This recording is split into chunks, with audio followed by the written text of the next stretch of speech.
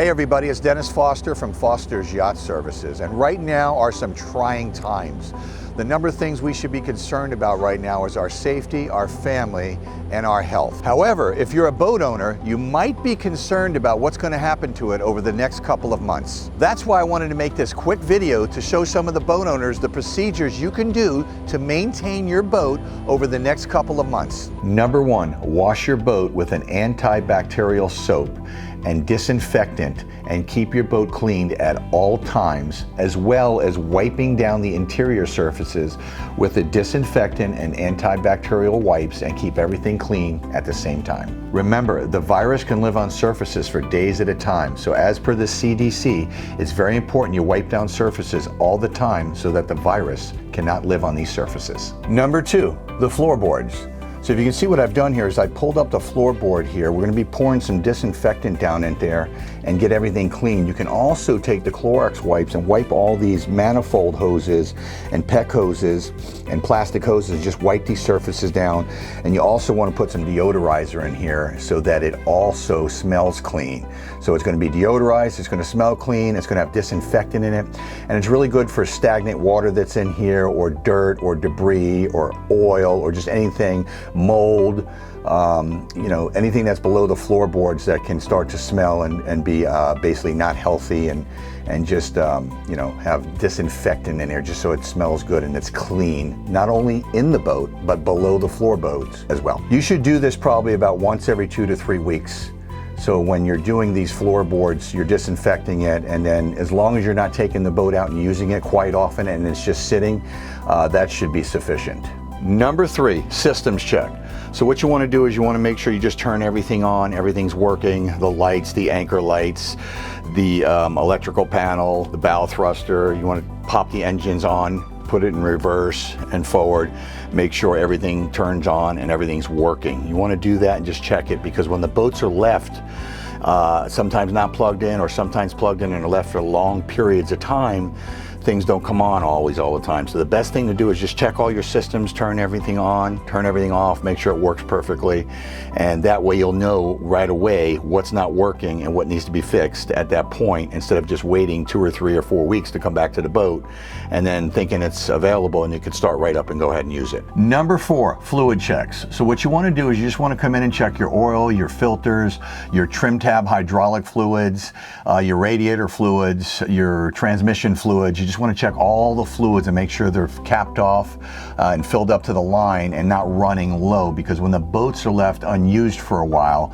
a lot of the times you come over here and the fluids are drained down, or you might have a leak, and then you just don't want to start up the boat and go use it at that point. So you want to make sure you check all your fluids and all your equipment to make sure it stays up to par and it's maintained well. Number five, main engine C-scoop strainers and through holes.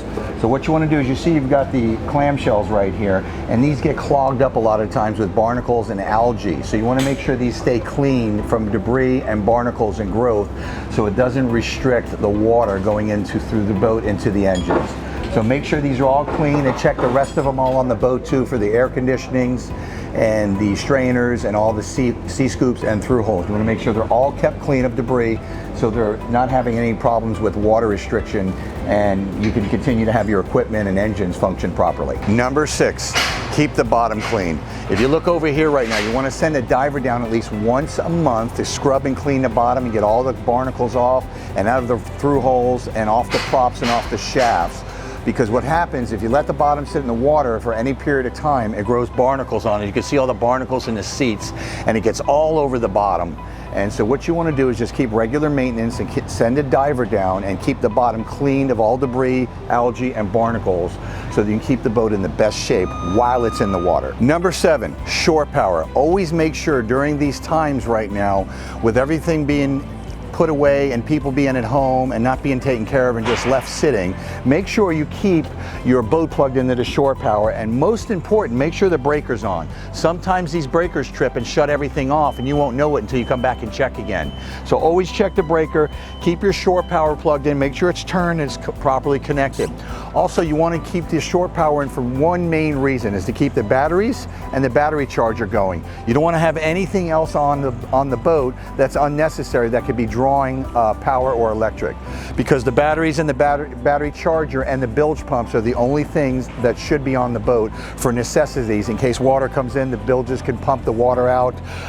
You have your batteries and your battery charger charging the batteries so that you have electric and power when you do come back to the boat, if it's sitting anywhere for long periods of time untouched. So very, very important, keep your shore power plugged in and check the boat and check the systems, and also check to make sure this breaker is on, because a lot of times the breaker trips and shuts all the power off to the boat.